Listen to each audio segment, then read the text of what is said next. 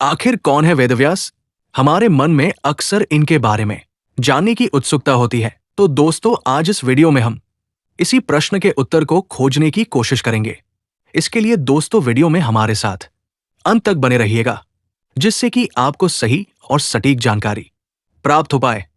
नमस्कार दोस्तों, सनातन धर्म में एक बहुत बड़ा दुष्प्रचार फैलाया गया है कि पुराण नवीन ग्रंथ है। तो वेद व्यास को जानने से पहले हम पुराणों के विषय में कुछ जान लेते हैं। पुराण नाम से स्पष्ट है कि इसका संबंध पुराना से है। किसी संस्कृति को खत्म करने के लिए उसके इतिहास को मिटाना पुरानी परंपरा रही है।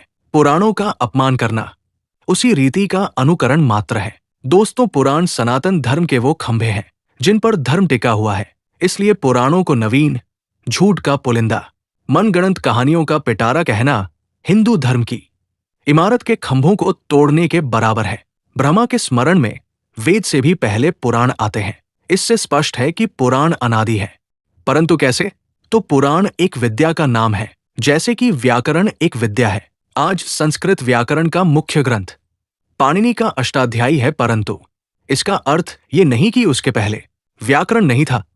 उसके पहले भी व्याकरण था और उसके अनेक ग्रंथ थे, पर पाणिनि ने व्याकरण शास्त्र को व्यवस्थित रूप दे दिया। जब संस्कृत का मूल स्वरूप कठिन माना जाने लगा, तब पाणिनि को इसे व्यवस्थित तरीके से गूंथने की जरूरत महसूस हुई और उन्होंने इसका सूक्ष्म अध्ययन किया। इसके शब्दों को छाना, संकलन, वर्गीकरण किया और सेतुबंधन किया।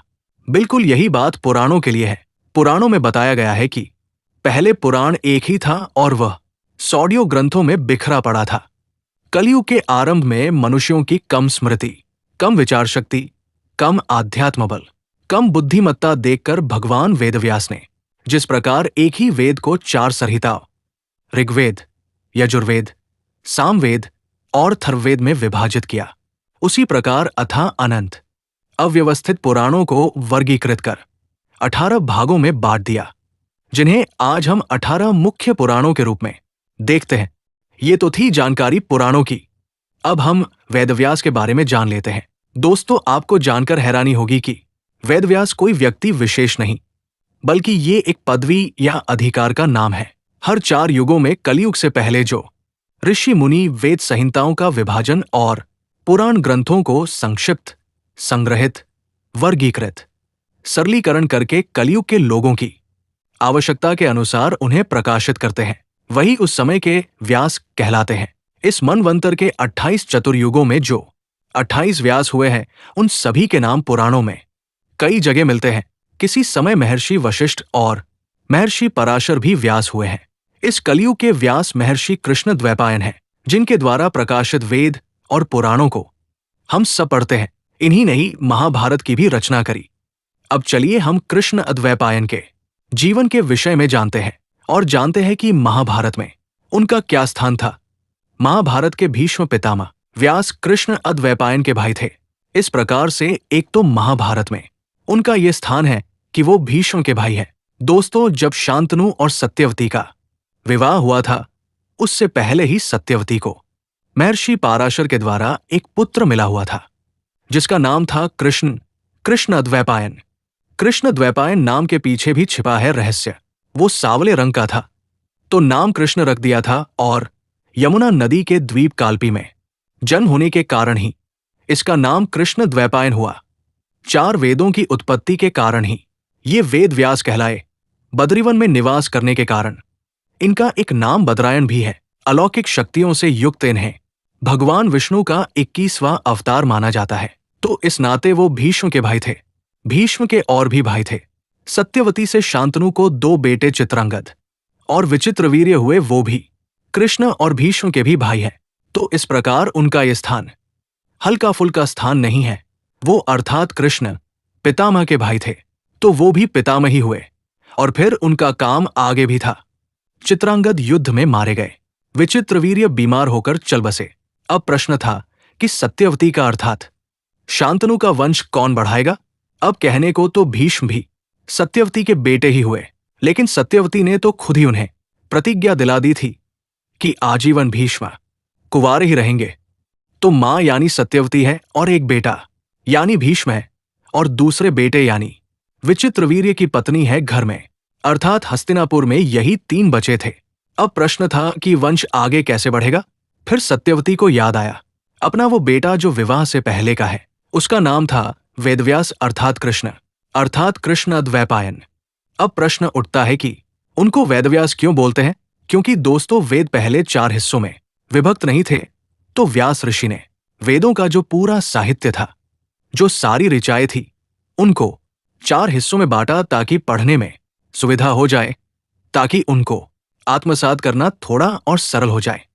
तो इसलिए वो वेदव्यास कहलाए। तो फिर मां को अपना वो सबसे बड़ा बेटा याद आया। तो सत्यवती ने बुलावा भेजा कि आओ बेटा, तुम्हारे छोटे भाई की पत्नी घर में बैठी हुई है और वंश चलाने वाला कोई नहीं, आकर के गर्भ दो इसको। तो वेदव्यास आए। वैसे तो वो एक ऋषि है, पर उन दिनों में ये चलता था। तो वेदव्यास आए और फिर जो रानियां थी उनको एक एक पुत्र दिया। एक दासी को भी एक पुत्र दे दिया। उस दासी के पुत्र का नाम ही विदुर था। तो इस प्रकार वेदव्यास महाभारत की पूरी कहानी में सम्मिलित है। वास्तव में पूरी महाभारत वेदव्यास के खानदान की है, क्योंकि धृतराष्ट्र, पांडु सब वेदव्यास के बेटे हुए। दोस्तों, अब समझने और सीखने की बात है कि जो आदमी इस हद तक इस कहानी में लिप्त है, उसमें इतना साक्षी भाव भी है कि इस पूरी कहानी को जस्कातस कह पा रहा है। भीष्म का तो वास्तव में खानदान नहीं था। भीष्म तो ताऊ थे, ये सब उनके अर्थात भीष्म के बेटे नहीं थे। वेदव्यास तो पिता है, और पिता होते हुए भी उन्होंने कहा आया था, मां सत्यवती, तूने कहा मेरी बहुओं को पुत्र प्रदान करो। मैंने पुत्र दिया, और अब मैं चला जंगल। मुझे तुम्हारे महल से और राजनीति से और घरोंदे से कोई लेना देना नहीं। तो एक तरफ ये वेदव्यास है, जिनका अपना पूरा खानदान है, जिनको कह सकते हो कि खून दौड़ता है धृतराष्ट्र की और पांडु की रगों में। दुर्योधन भी उन्हीं का बेटा है और अर्जुन भी उन्हीं का बेटा है। तो वास्तव में ये जो महाभारत का युद्ध हुआ, वो वेदव्यास के बच्चों की आपसी लड़ाई थी, और वेदव्यास निर्लिप्त थे। उन्होंने कहा, मां, तूने एक काम के लिए बुलाया था। मैं जंगल छोड़कर आया, 3 बेटे दिए तुमको। मैं जंगल चला, मेरे पास बहुत बड़ा काम है, बहुत बड़ा उपक्रम है, बहुत बड़ा प्रोजेक्ट है मेरे पास। मैं 4 वेद तैयार कर रहा हूं। उन्होंने कहा, तुमने थोड़ी देर को सहायता मांगी, मैं आ गया, पर यह सब मेरा काम नहीं है कि महलों में रहूं और बच्चे बड़ा करूं। बच्चे चाहिए थे, मैंने दे दिए। अब मैं जा रहा हूं, मैं अपना काम करूंगा। दोस्तों, कृष्ण द्वैपायन को वेदव्यास होना था, व्यास को महर्षि व्यास होना था। व्यास हस्तिनापुर से जाकर वेदों की पूजा और सत्य की आराधना में लीन हो गए, और इधर हस्तिनापुर में महाभारत की नींव पड़ी। दोस्तों, पूरी महाभारत के वेदव्यास मात्र दृष्टा थे, मात्र साक्षी थे। दोस्तों, कहा गया है कि जो वेदों के साथ रहेगा वो हर महाभारत का साक्षी हो जाएगा। व्यास जानते थे कि ये जो पूरी महाभारत है, ये उन्हीं के कुनबे की है, उन्हीं के बच्चों की है। ऐसा कहा जाता है कि महर्षि वेदव्यास त्रिकालज्ञ महात्मा थे। इसके कारण उन्होंने अपनी दिव्य दृष्टि से ये देखकर जान लिया था कि कलयुग में धर्म धीरे धीरे क्षीण हो जाएगा। धर्म के क्षीण होने का असर मनुष्यों पर पड़ेगा, और मनुष्य नास्तिक, कर्तव्यहीन और अल्पायु होने लगेगा। एक विशाल वेद का अध्ययन उनके सामर्थ्य की बात नहीं होगी। ऐसे में वेद भी नष्ट हो जाएंगे। इसीलिए महर्षि व्यास ने वेद को 4 भागों में विभाजित करने की योजना बनाई, ताकि कम बुद्धि एवं कम स्मरण शक्ति रखने वाले लोग भी वेदों का अध्ययन कर पाएं। इसके लिए उन्होंने ऋग्वेद, यजुर्वेद, सामवेद और अथर्ववेद का नाम दिया। कहते हैं कि वेदों का विभाजन करने के कारण ही कृष्ण द्वैपायन को वेद व्यास कहा जाने लगा, और वे वेद व्यास के नाम से जगत में विख्यात हुए।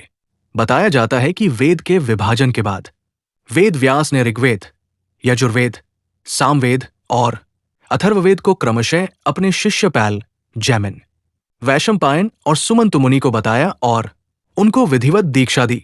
इसके साथ ही इन वेदों में निहित ज्ञान के अत्यंत गूढ़ तथा शुष्क ज्ञान को नया स्वरूप देने के साथ साथ रोचक बनाने के लिए वेद व्यास ने 5वें वेद के रूप में पुराणों की रचना की। इन पुराणों में वेद के ज्ञान को रोचक कथाओं के रूप में सरल भाषा में बताया व समझा गया, जिससे आज उन्हें कम बुद्धि एवं कम स्मरण शक्ति वाले लोग भी जान व समझ पाते हैं। हमें ये नहीं भूलना चाहिए कि महाभारत हमें कौरवों पांडवों ने नहीं दी है, महाभारत हमें वेदव्यास ने दी है। और हमें ये भी याद रखना कि श्रीमद् भगवद गीता महाभारत ग्रंथ का ही एक अंश है। वेदव्यास सिर्फ महाभारत के ही रचयिता नहीं है, गीता का भी संकलन उन्होंने ही किया है। अगर वेदव्यास न होते तो गीता भी हम तक नहीं पहुंचती। व्यास अगर कृष्ण द्वैपायन ही होते तो भी गीता नहीं पहुंचती। वेदव्यास थे, इसलिए गीता पहुंची, हम तक पहुंची। प्रस्थान त्रयी में गीता को वही स्थान दिया गया है जो उपनिषदों का है, और उपनिषद माने वेद, वेदों के ही अंग है उपनिषद। तो ये कोई संयोग भर नहीं है कि जिसने आपको वेद दिए उसी से आपको गीता भी मिली। तो दोस्तों, ये थी जानकारी वेदव्यास के विषय में। जानकारी आपको कैसी लगी हमें कमेंट बॉक्स में लिखकर जरूर बताइएगा। वीडियो अच्छी लगे तो लाइक करिएगा और ज्यादा से ज्यादा शेयर करिएगा, जिससे कि ये जानकारी अधिकतर लोगों तक पहुंच पाए। तो मिलते हैं अगली नई वीडियो के साथ, तब तक के लिए राधे राधे।